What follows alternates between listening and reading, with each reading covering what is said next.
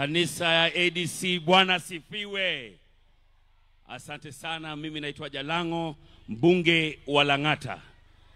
Leo Bishop amesema hapa kuwa wanasiasa tuko ndani ya shimo na kuna kitambaa itatumwa ikuvurute ikutoe ndani ya hiyo shimo.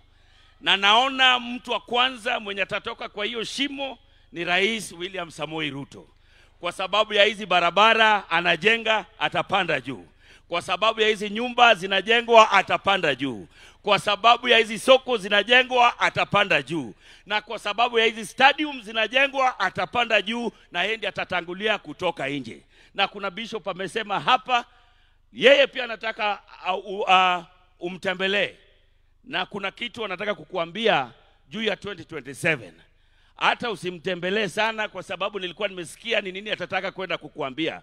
Anataka kukuambia wewe ni 2 term. Ele tu mtembelee, lakini hiyo ndio habari alikuwa kuambie. Asante sana, Mungu awabariki watu wa Vihiga. Asante mbunge wa Lang'ata. Sasa turuke tuende Teso, mbunge wa Teso South, Mary Emaso. Wananchi wa Vihiga